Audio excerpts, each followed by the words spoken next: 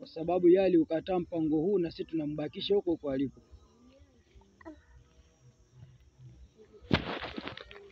Bismillah, tunaanza kusoma somo hili kwa kujua serial number na waja wote aliyoziandaa mwenye enzi nyingi na kuziweka kwenye arshi. Ar-Rahman, tunaizungumzia bodi ambayo Mwenyezi Mungu aliandaa na akaipa utawala na ndio iliweza kumalizia na kushughulikia mbingu 7 na ardhi 7 kabla ya baba yetu Adam kuwepo. Ar-Rahim, tunaizungumzia bodi ambayo Mwenyezi Mungu mwenye enzi nyingi alimpa fursa baba yetu Adam aandae bodi yake ambayo ndio inaitwa Ar-Rahim na ndiyo serikali mseto. Hiyo inaanzia malakuti samawati wal ardhi, inashuka mpaka mbingu ya 7, inashuka mpaka mbingu ya kwanza, inashuka mpaka ardhi ya 7. Hiyo ndio Ar-Rahim. Na bodi ya Ar-Rahim waendeshaji ni sisi. Bodi ya Ar-Rahmani muendeshaji ni Mungu. Ina maana bodi ya Ar-Rahim haina muendeshaji. Bodi ya Ar-Rahmani ina muendeshaji. Hivyo huu mpango unatakiwa sasa watu wapambane ili wafike pale katika bodi ya Ar-Rahim, katika kukalia kile kiti ili majambo yaweze kwenda sasa, ili dunia iweze kukamilisha mzunguko wake, kwa sababu anayetakiwa kuendesha na kusimamia majukumu katika ulimwengu anakuwa ameshafanyaje? Ameshapatikana kuja kusimamia nidhamu ya bodi ya Ar-Rahim. Na ndio maana unaona dunia inayumba, majambo yendi, kwa sababu muendeshaji wa zile nidhamu hayupo. Na hao hiyo Ar-Rahimu ndio maruhania wanaopatikana mbingu ya kwanza mpaka ya 4 na malaika wanaopatikana mbingu ya kwanza mpaka ya 6, ndio Ar-Rahim. Alif Lam Mim. Nyinyi mlivyozoea mnasema Bismillahir Rahmanir Rahim, kwa jina la Mwenyezi Mungu mwingi wa rehema mwenye kurehemu. Sasa hapo tumepita kwa njia ya tawili ili kuweza kujua kwa bismillah ni nini, Ar-Rahman ni nini, Ar-Rahim ni nini. Sasa kuna watu wengine wanaona kama elimu ndio imeshaishia kwenye vitabu, kwamba hakuna yeyote ambaye anaweza kufunuliwa habari hizi isipokuwa mitume tu. Mitume ni miongoni mwa watoto wa Adam na sisi pia ni miongoni mwa watoto wa Adam. Hivyo basi kila mmoja ana uwezo wa kufunuliwa sawa na alivyojikita kwa Mola wake mlezi. Yeyote ule anaweza akapewa. Kwani leo tunawasifu baadhi ya masheikh wamefanya makubwa katika ulimwengu, ni mitume wale? Sio mitume, ni watu tu wa kawaida. Kwa hivyo basi mtume atapewa kwa nafasi yake, na huyu mtu mwingine kama ana nafasi ya utawala naye atapewa kwa nafasi yake, na huyu mtu mwingine kama ana nafasi ya kawaida ya kutawalia naye atapewa kwa nafasi yake. Sasa ukija Alif Lam Mim. Alif Lam Mim, alifu ni Allah, ndio aliyefanya maandalizi ya kila kitu kinachoonekana na kisichoonekana, ndio alifanya maandalizi yake. Lam ni salihin, katika maandalizi aliyoandaa Mungu. Ibilisi akaja kuvuruga baadhi ya vitu. Mungu alichokifanya sasa, akawaandaa watu ambao wanaotakiwa kuja kurekebisha yale ambayo yameshavurugwa na nani? Na shetani. Na wale ambao amewaandaa akawapa na ujumbe wa kuambia, jamani, waambieni ndugu zenu kwamba hali sasa si shwari, majambo hayako sawa sawa. Hebu kila mmoja achukue position yake ili ajue atasurvive vipi katika dunia, ajue kabisa kila kitu kitakwenda katika sura gani. Alayhi salam. Ndio hao wanaitwa as-salihin, kwa maana ni watu ambao wanaotakiwa kurekebisha majambo ambayo tayari yameshaharibika mwanzo. Kuna mawili sasa. Yawezekana na wao pia wanaokuja kurekebisha nao walichangia pia kuyaharibu, lakini bila kufanyaje? Bila kujua. Mim ni muttaqin. Muttaqin ni watu wenye sifa ya aina 4. Sifa ya kwanza, huyu muttaqina lazima awe muslimin. Sifa ya pili au daraja la pili awe mu'minin, na daraja la tatu awe muhsinin, daraja la 4 awe salihin, kama tulivyoiona kwenye lampa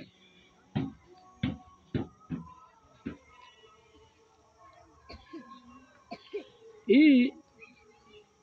Mim salama kwema. Muttaqin maana yake ni wacha Mungu ambao wanaotakiwa kuingia katika utendaji wa kurekebisha yale yaliyoharibika mwanzo, ambao mashetani wamepambana kuyaharibu, ambao hawa daraja la kwanza ili wasajiliwe humo lazima wawe Waislamu. Muislamu ni nani? Uislamu sio kunyenyekea, Uislamu sio kujisalimisha kama wanavyosema watu Uislamu ni kujisalimisha kwa Allah. La, Uislamu sio kujisalimisha kwa Allah. Anayejisalimisha kwa mtu fulani, ina maana yule mtu kamzidi nguvu kwa kumwonyesha ukubwa wake, kwa kumwonyesha mimi nina nguvu kuliko wewe, na ukifanya hovyo nitakuua, utakosa maisha sasa hivi. Ndio maana unaona hata wanajeshi wakiwateka wanajeshi wenzao, jambo la kwanza wananyanyua mikono, kwa maana sisi tumejisalimisha kwenu, kwa tumekubali kama nyinyi mna nguvu kuliko sisi. Sasa Mungu sio kwamba eti watu wajisalimisha kwa Allah, kwa sababu maana yake sasa ukishajisalimisha kwa Allah, ina maana sasa unajisalimisha kwa Allah, kwani Allah ana mpinzani? Mungu hana mpinzani. Wenye upinzani ni sisi, ndio tuna upinzani wa kiti chetu ambacho Mungu ndo alikiandaa. Ibilisi ndio anakuja kututaka sisi tuondoke kwenye kile kiti, yeye akae.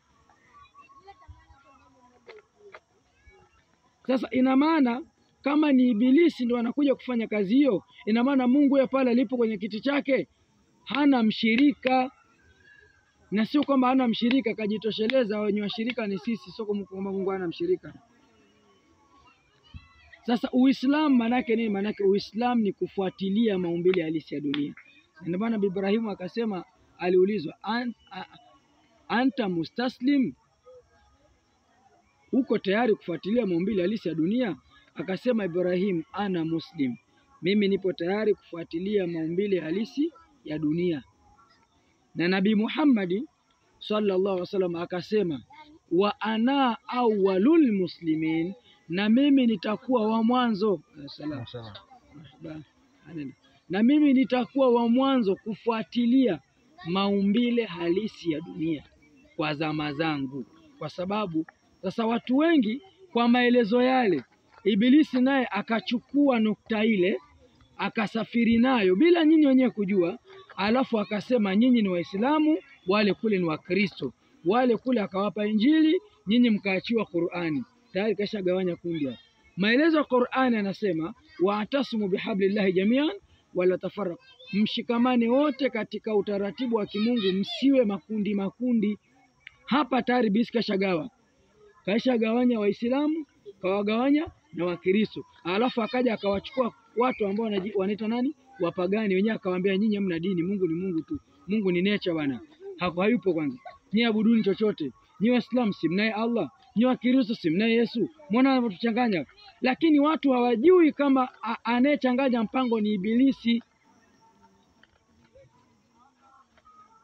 Sasa Ibilisi alipotengeneza lile ndo akawaambia nyinyi mtaitwa Waislamu. Lakini hapo kuna mtu anaweza kata hoja, wewe shehe, kama ndo unasema hivyo, kama pengine kwa maelezo yako pengine Uislamu utakuwa umeitwa na shetani. Mimi nasema ndio.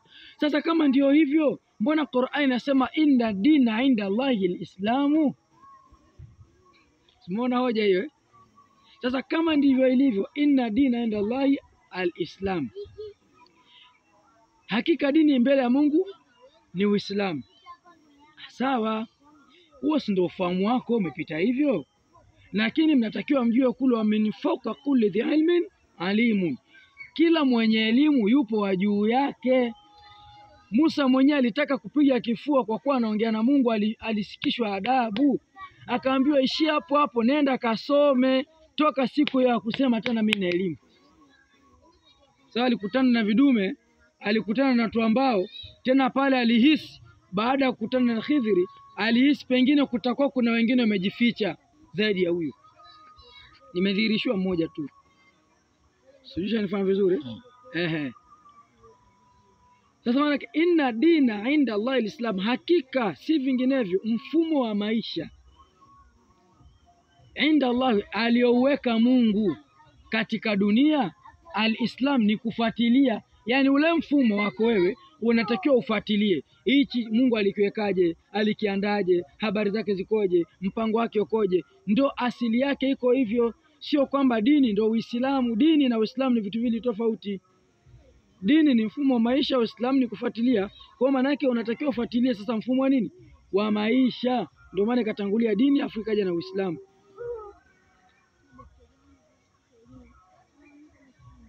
Sasa habari ndio zimekaa katika sura hii. Ndio neno Uislamu. Sasa Ibilisi ndio kaleta Uislamu, Ibilisi ndio kaleta Ukristo, Ibilisi ndio kaleta upagani. Sasa na watu wanasema ukisema shetani ndio kaleta Uislamu tunakuwa tukuelewi. Sawa, wewe hata usiponielewa haina shida. Mimi sihangaiki kujua hilo kwa sababu najua ufahamu wangu na wako vimefanyaje, umetofautiana. Na wala siwezi kukulazimisha wewe uwe kama mimi, na mimi pia siwezi kukulazimisha uwe kama wewe. Kama mwenyewe Mtume alivyoambia waambie la ikraha fi din. Usiwalazimishe watu katika mfumo wa kuishi. Wewe mfumo umeshakuja watu waishi katika sura hii. Alafu wao wanasema hapana, Muhammad umekosea. Kwa sababu qad tabayyana rushdu min al-ghayy. Mmeshabainishiwa kila kitu baada ya kuwa vile vitu vilijifunika. Alivifunika shetani akaja mtu kuvifunua, jamani mpango ni huu. Nyie mkasema hapana. Sasa ukiingiza nahau, sisemi nahau ni mbaya, ila ukiingiza nahau kwenye mpango wa kimungu. Kuna wengine madrasa hawajapita lakini wana elimu ya kimungu, nao wanaweka kwenye sura gani? Utawadharau kwa kuwa hajapita madrasa, kwa kuwa una degree. Ndio maana Mtume alidharaulika sana kwa kuwa anaitwa nani? Nabii umie, hajui kusoma wala kuandika. Sifahamu vizuri. Bado tuko kwenye Alif Lam Mim. Ndo neno Uislamu. Na watu wengi wanajua Uislamu umeanzia kwa nani? Kwa Muhammad. Yaani wanajua pengine kama watu wengine kwa nyuma hawakuwa Waislamu. Na hapo ndo wanagongana Waislamu na nani? Na Wakristo. Nyinyi si Uislamu wenu kauleta Muhammad. Ndio wanasema Wakristo, Uislamu wenu kauleta nani? Muhammad. Sasa hivi yule ni mtoto wa Adam mwenzako, na wewe pia ni mtoto wa Adam.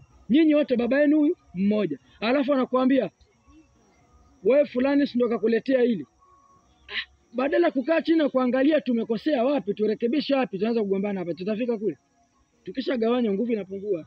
Na nguvu kishapungua hakuna kumsaidia mwenzake, anakorogana muda huo. Sasa majambo yamekaa katika sura hiyo. Alafu ile daraja la pili, ukishatoka kwenye Uislamu sasa, ukishakuwa Muslim, manake umeshaanza kufuatilia kile utakachokifuatilia, itafika mahala unakikubali. Ukisha kikubali ndio unaitwa mu'min. Ukishaingia katika daraja la mu'min, hapo ndio utaruhusiwa kuswali, hapo ndio utaruhusiwa kufunga, kwa sababu wakati unafuatilia kwa katika Uislamu bado swala kwako si wajibu. Haiwezi kukuwajibikia kwa sababu inna salata kanat ala almu'minina, sio ala almuslimin. Ya ayyuhalladhina amanu kutiba alaykum siyamu, sio ya ayyuhal muslimun. Nyinyi mliokubali ndio mmepewa hizi habari, kwa sababu nyinyi mnaofunga mtafunga ni watu maalum, kwa wakati maalum, kwa jambo maalum, kwa eneo maalum. Hamwezi kufanya hivyo vitu kimchezo. Sifahamu vizuri. Ndio waumini ama wameshatoka sasa kwenye Uislamu hawa ni zaidi ya Uislamu. Hawa kwa lolote, hata Mtume salama wakati anaendelea naye alipokuwa Muislamu, wakati anaendelea kuwa na yeye Muislamu, alipambana na hizo habari zilikuwa zinampa shida, zinampiga chenga. Baadaye alipokuja kubainishiwa tu kila kitu kama la pake, Qur'ani kaja kuthibitisha amana rasulu bima unzila ilahi min rabbih wal mu'minun. Muona habari? Amana rasulu, naye pia akakubali bima unzila ilahi, kwamba yale yanoteremka kwake sio ya kishetani. Unajua unapopewa hizo habari ni lazima kwanza upate hofu, sio kusema jamaa ananichezea. Maana kama jamaa atakuwa ananichezea hapa, ndio maana unakuta watu wengi wajitangaza mitume, kwa sababu jamaa anawachezea. Akisha wachezea anambia wewe tayari una nguvu, una karama, una uwezo, fanya vitu hivi. Na ukikaa mbele za watu, wewe mwembe hama kaa pale, na mwembe ukijiita mtume, watu wanaukataa na kukubali. Lakini sasa mitume wanazaga kukataliwa kwa sababu gani? Wanapokuja na zile habari miujiza kweli wanayo, lakini inakuja kwa wakati maalum na kutukio maalumu, sio kama maonyesho ya mazingaombe mtaani, kwamba sasa mimi nataka kuonyesha vituko, lazima likitokea jambo hakuna budi, lazima ifanyike vile, ndio itakuwa hivyo hivyo. Hapo sasa kama kutembea hewani mtatembea, hapo sasa kama ni kutembea juu ya maji mtatembea, hakuna budi. Usafiri kwenye maji hakuna, umezuiliwa, na mnapotakiwa kwenda lazima mfiki kule, kuna jambo la kimungu. Hapo sasa ndio mtaambiwa kwa njia yoyote, ni mawili: ima mletee usafiri wa maji ambao si katika maboti yale yalozoeleka, wameuleta serikali ya kimungu, au mtaambiwa tu sasa, kwa hapa ilipofikia bwana mkubwa, hao wanakukataa, watu sana kuona kama ufai, haya sisi hapa tutakwambia fanya kitu fulani, ili hao wakubali kwamba wewe ndiye. Sio kama huwezi hizi habari, tunachotaka si tuwaaminishe kwamba hizi habari ni zenyewe, na wewe hujaja kwa bahati mbaya, umekuja kwa makusudi. Aya Musa, fadhrib lasaka al-bahr, hebu piga fimbo yako kwenye bahari, piga. Musa akachukua fimbo akapiga, bahari ikajipasua. Hizi habari sio za kawaida, hizi habari sio. Na uwezo wa kupita juu ya maji pia ulikuwepo, lakini Mungu pale alikuwa anakusudia wale ile serikali ya kimungu, au mashetani au wachawi wanafanya kazi na majini wa kishetani, na watu wema wanafanya kazi na viumbe wale wazuri. Katika majini wenye nguvu pia wamo, katika marohania wamo, na malaika pia wamo. Sasa hawa machawi wanatumia tu nguvu za kijini, alasalam. Alafu hawa watu wema wana nguvu zaidi ya moja, wana nguvu ya kijini, wana nguvu ya kirohania, na wana nguvu ya kimalaika. Kwa mtu anapitia. Ndio maana Musa walikubaliana naye, amana birabi Haruna, tumekubaliana na mpango wa tumeikubasikia amana birabi. Sio tumemkubali Mungu, amana birabi Haruna, tumeikubali serikali ya kimungu inayofanya kazi na Musa na nani? Na Haruna. Kwa maana yake wale wana nguvu kuliko sisi. Wale hao viumbe wanaofanya nao kazi hawa wana nguvu kuliko viumbe tunaowatumia sisi.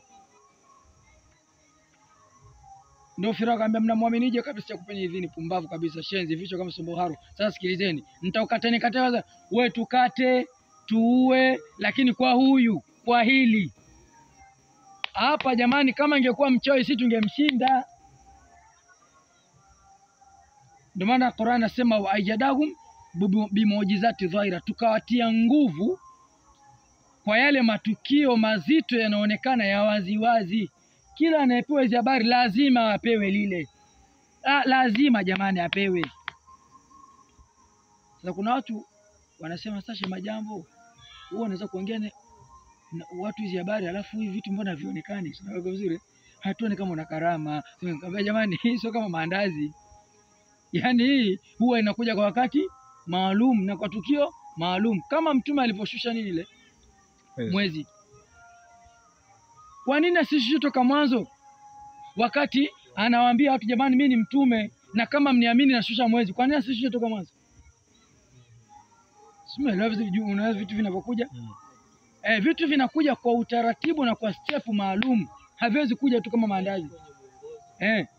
Na wao lazima akupe maelekezo, kwa muda huu fanya kitu fulani, kwa muda. Sasa mimi mbona wewe fanya, sio kazi yako? Maelewa vizuri au bado? Majambo yanakuwa katika sura hiyo. Tuko daraja la uumini tunachambua. Kabla tujaruka, labda niulize swali. Haya, karibu. Umesema Uislamu haujaletwa na Mungu.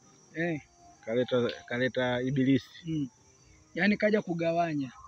Neno al-Islam kwenye Qur'ani limo. Isipokuwa Ibilisi ndo kaja kugawanya kwamba nyinyi ndio Waislamu mmemfuata Muhammad. Kwa hiyo inaonekana Waislamu wote wamewafuata Waarabu. Tumeona tatizo hilo. Wamewafuata Waarabu na Wakristo wamewafuata wazungu. Umeshaelewa mpaka hapo? Ndio maana nikatafsiri inna dina inda Allah al-Islam. Hakika dini, yani mfumo wa maisha, inda Allah, aliyouandaa Mungu katika nyinyi kuishi ndani ya dunia hii, mfumo ule aliouandaa al-Islam, yanatakiwa mufuatilie.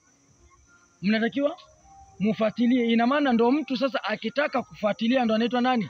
Muislamu. Haina maana Muislamu akusali na kufunga na kutoa sadaka, haiko hivyo. Hapo umeweka sawa. Tuendelee step ya 3. Hapo ipata kwa uzuri. Ukiona kidogo sasa unapata tabu, usipate shida. Usingoje mpaka tukamaliza darasa ukapata maswali kujinauliza hapo.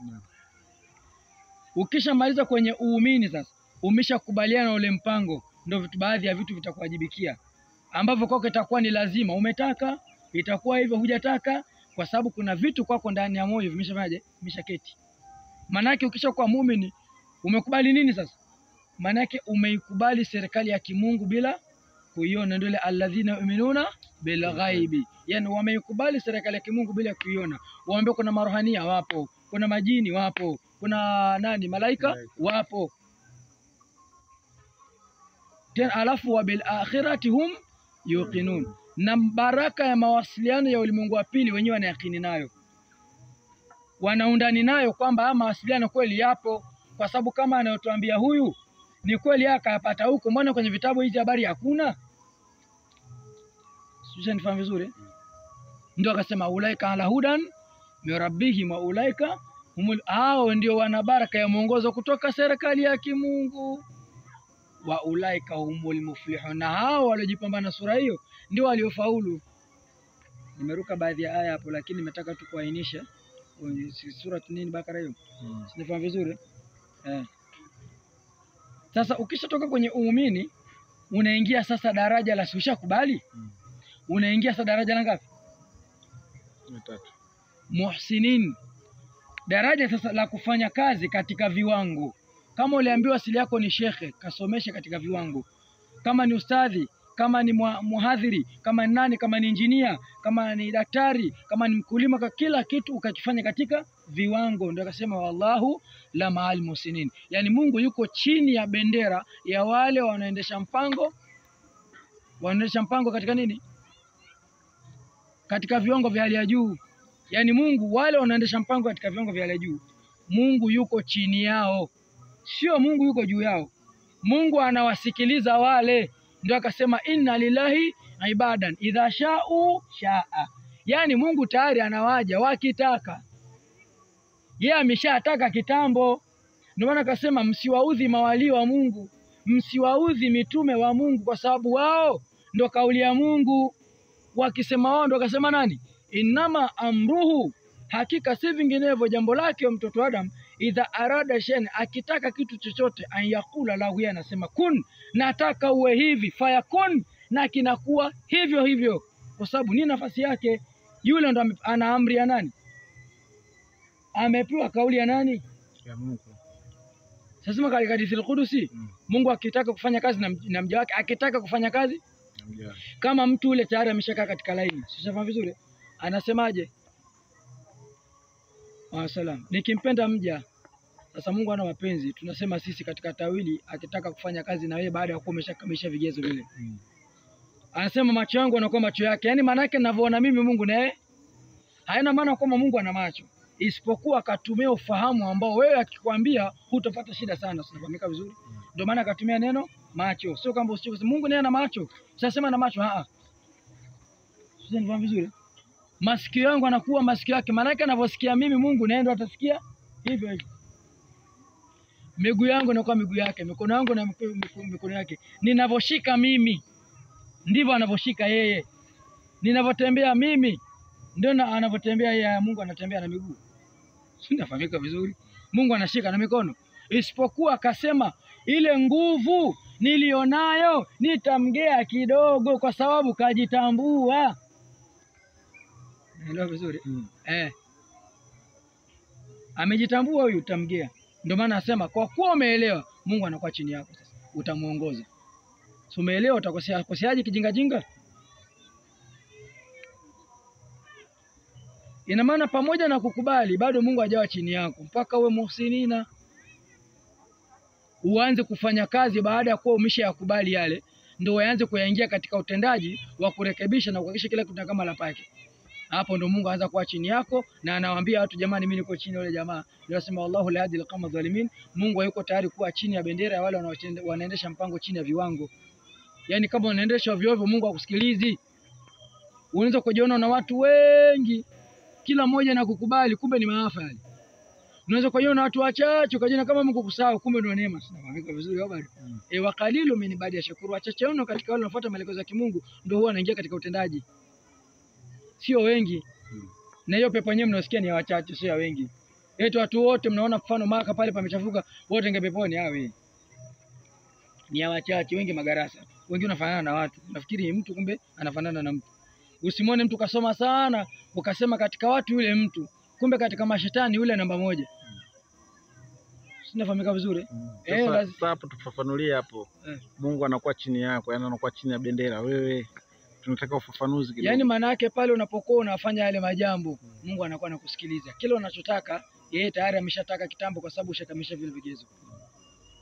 Simeshafahamu vizuri? Kwa anabakia na kuangalia tu. Yeye anabaki na kuangalia tu. Kwa sababu pale huwezi kukosea tena kirahisi. Kwa sababu hapo ulipofika hata jamaa mwenyewe kuja kuangusha kazi. Umefahamu vizuri? Hapo kuja kuchomoa kazi. Sawa. Umefafanua vizuri. Umeelewa? Ndio Mungu sana baka anakusikiliza. Alafu sasa anatangaza huko. Anaambia jamani amkamsikilizeni yule. Yaani pale ndo nipo mimi. Pale ndo nipo mimi.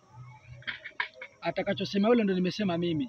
Si ndio mtume akawaambia kuna watu walikuwa wanasema jamani nifuateni mimi nisikilizeni, wakasemaje hapana hatuwezi kufuata wewe, mtu mwenyewe atembea masokoni amshura swali nabii gani atembea masokoni, nabii gani anakula, nabii gani kaoa, nabii gani anakunya, nabii gani anakojoa. Sema kama vizuri ungekuwa hauli na unyi tungekuwa leo. Akamwambia hapana, wasio kula na kunya ni malaika na wao si katika sisi. Sio vizuri, na sisi tumekabidhiwa dunia kwa lazima tupewe miongoni mwetu, sio katika wale. Wafikiri malaika mziki wako utaweza ukikataa na kufuta muda sababu yeye hana matamanio. Alafu unajitia una akili nyingi. Unataka kwenda kushika chuchu, yeye anakwambia mbavu na kushika nini? Anakata shingo. Sio vizuri. Anakwambia tafuta mala wewe bana usiletewe ndawazimu. Wewe kama anafuta. Sio vizuri. Ndio mpango wake jamaa. Sasa ndio bana wanaoletwa idhbatha fihim rasulan minhum yatlu alaihim ayatina, miongoni mwao katika watoto wa nani? Kwa sababu ndio nafasi ile, sio malaika wala marohani wala majini. Umeelewa vizuri? Au bado? Tuendelee. Daraja la 4. Hilo ni la 3 la 4? La 3. Daraja la 4 ndio swalihina. Ndio la mwisho. Ambayo daraja la 4 linatokana na mimi. Ndio. Yote ni mimi, tunasudia hapo tunatafsiri herufi mimi tu. Mimi peke yake. Kuna dagaa mule za mchana zilisha. Kamuulize kwanza mchana zimeisha. Za mchana zote za Kigoma za Mwanza zilisha. Kauliza zilishaje? Mimi ndo nimegawa watu. Mbona habari zake ni nzito? Wakati mwingine naweka pause tunazungumza habari za maisha huko.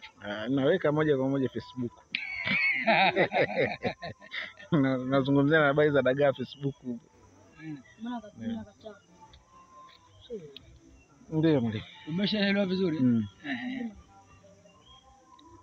Sasa ndo unaingia daraja la 4 la swalihina. Baada ya kuwa Mungu uko chini yako, ndio unapata nafasi ya kuanza kurekebisha sasa. Wewe hapo umejenga mahala pake. Unajua nimetumia gharama nyingi siwezi kubomoa. Utabomoa. Wewe nani? Nimesema utabomoa. Ukitaka kujua mimi nani, bomoa kwanza. Nimesema sibomoi. Wewe sasa hapo sio maelezo tena. Wewe greda bomoa pale. Ndio kisikia waziri wa ujenzi na kazi anza kapigwa kombora mpaka akafa bila sababu, kwa sababu kubomoa nyumba za watu barabarani, kwa sababu ile ni amri sasa. Sasa anarekebisha barabara. Ukishaanza kuremba hapo barabara itapita. Simjalo vizuri. Ndio swali hili ndio daraja la 4. Sasa daraja ile waga gumu sana, ambao watu wengi hufika mahali mpaka wanakimbia bila sababu. Umeshaelewa vizuri? Au bado? Sawa. Haya. Allahu la ilaha illa huwa al-hayyul qayyum.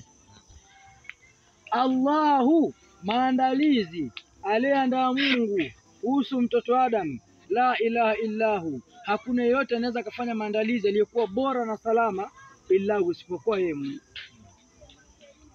Al-Hayyu ndio mwenye sifa ya kutoa baraka ufahamu wewe upate kuelewa dunia namna ilivyoandaliwa.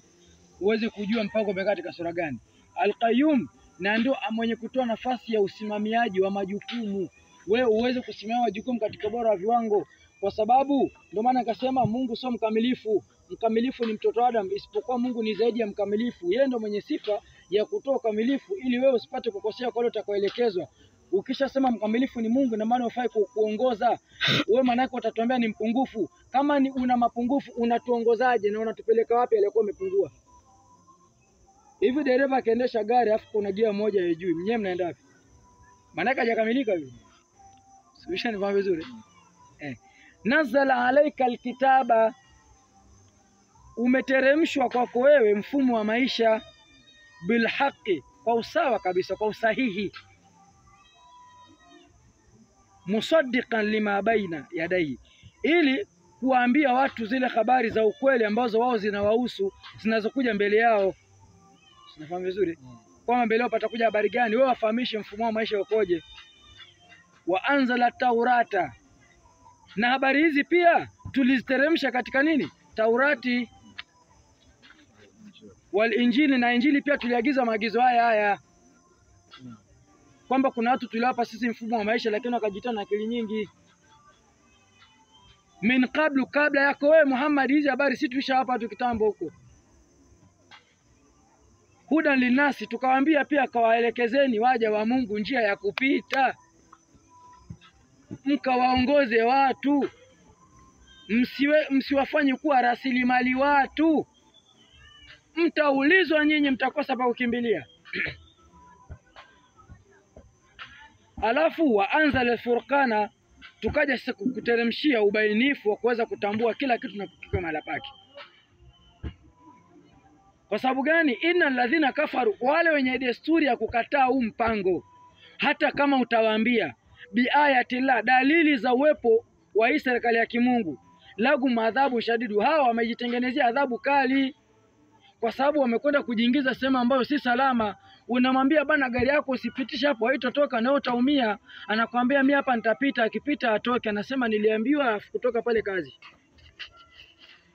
Shaba vizuri. Wallahu azizu, Mwenyezi Mungu kwa mandezi alioandaa, azizun, ndo aliandaa nyinyi, ndo alikufanyia nyinyi kuwa tukufu. Utukufu mmeshapewa kitambo, mbona muelewi? Dhuntikami, kwa sababu nafasi ya kusimama majukumu yenyewe akakupeni. Na ukishapewa nafasi hiyo, kama utajitambua, utambua inna Allah, maandalizi yale alioandaa Mungu.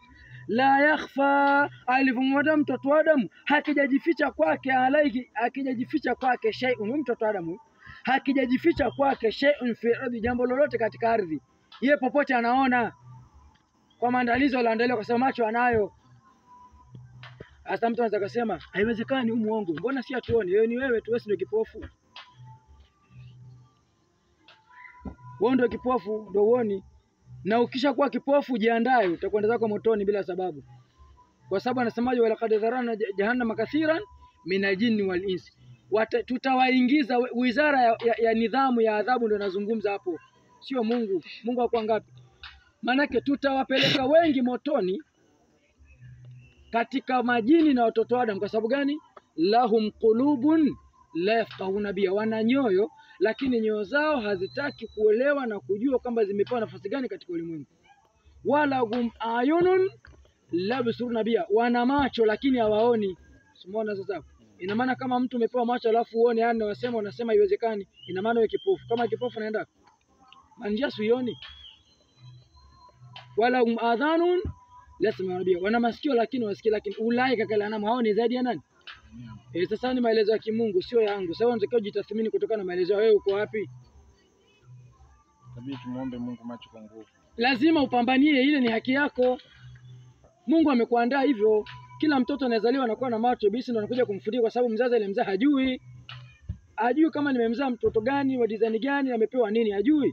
Huyu mtoto ibilisi anakuja na mvuruga, si ahadi yake kule mahakamani, nitawaendea mbele, nyuma, kulia na kushoto, asielewe chochote. Tena wala tajbi aktharahum shakirin, hawatopatikana watakaoingia katika utendaji wa kufuatilia mpango wa kimungu hata kama wataambiwa. Ndio maana mimi majambo napiga na nazungumza wewe mpaka kwa unataka kupasuka, lakini watu wanaona kama kituko. Kwa vizuri.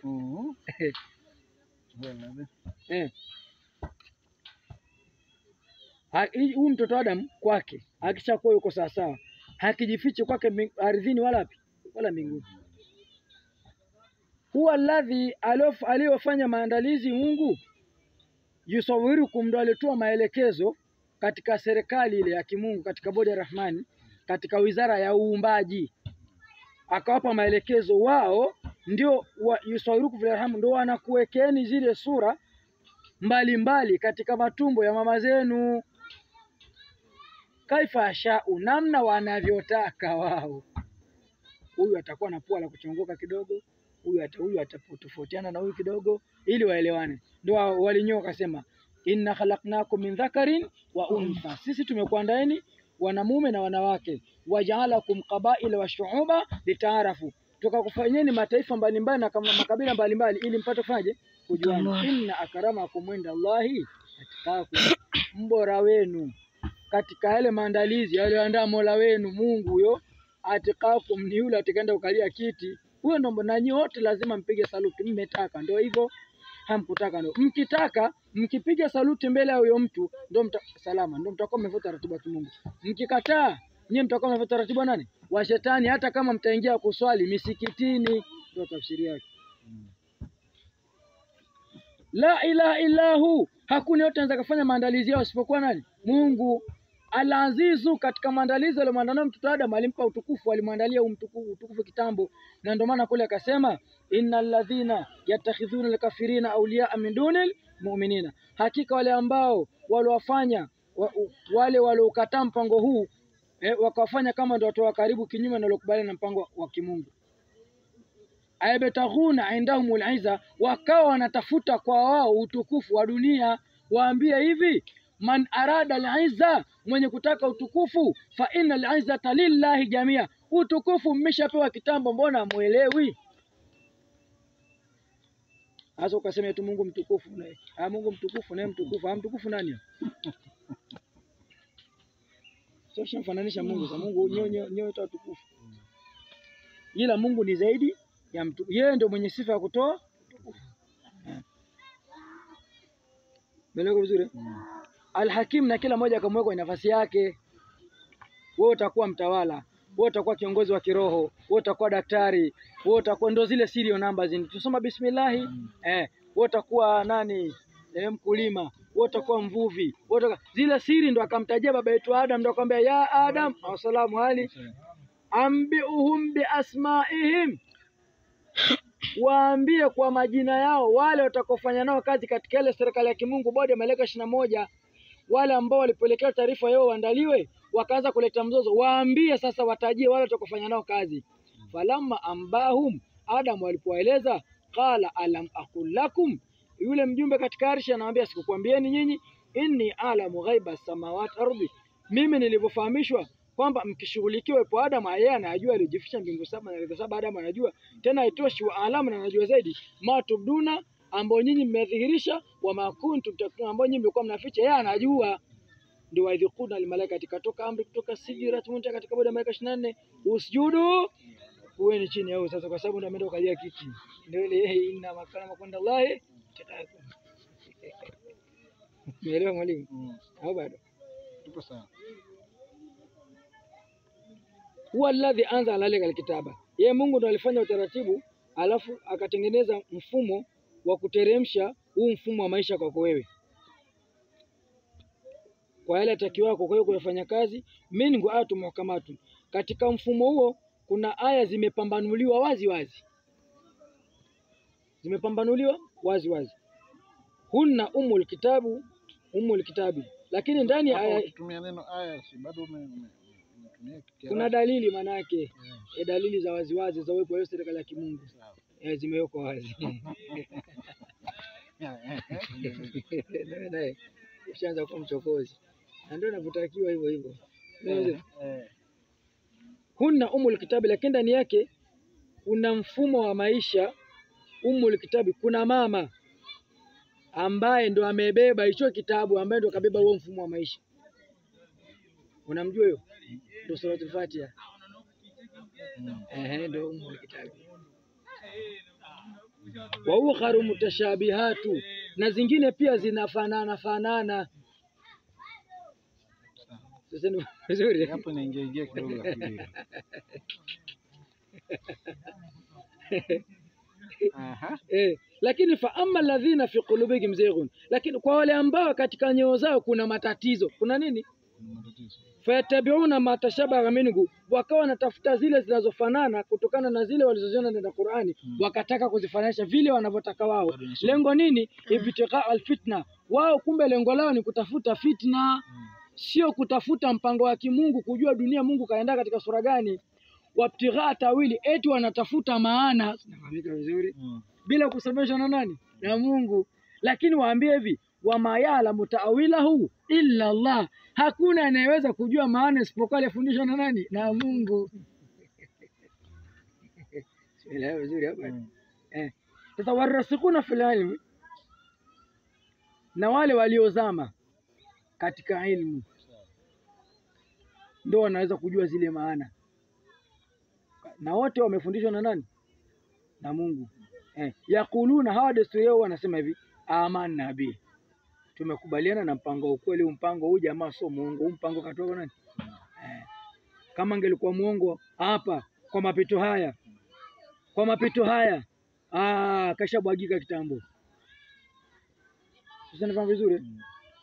Kullun min andi rabbina, tunaelewa kila jambo linatoka huko serikali ya kimungu, katika zile wizarati, katika bodi ya elimu.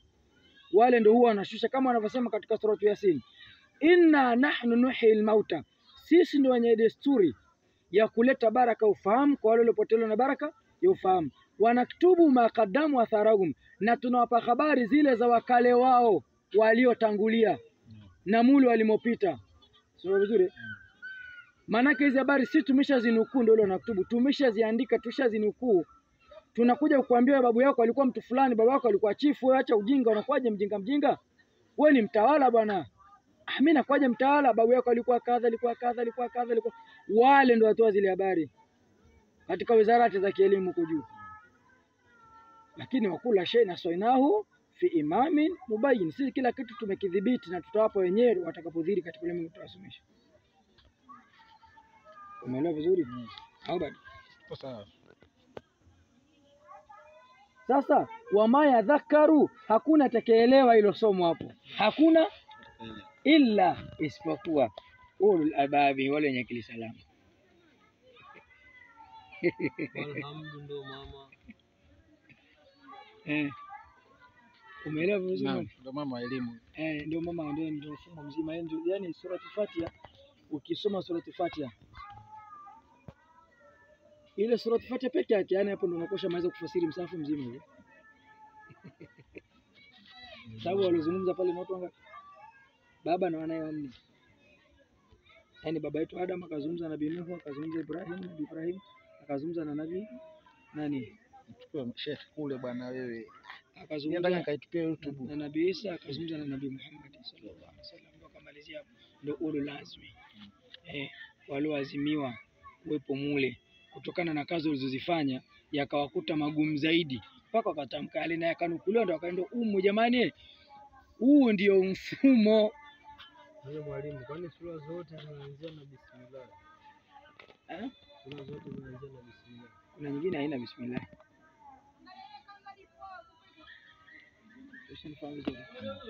Sasa ni machache mengine na mengi. Hayo tuwape hayo yanaweza kidogo yakawatosha.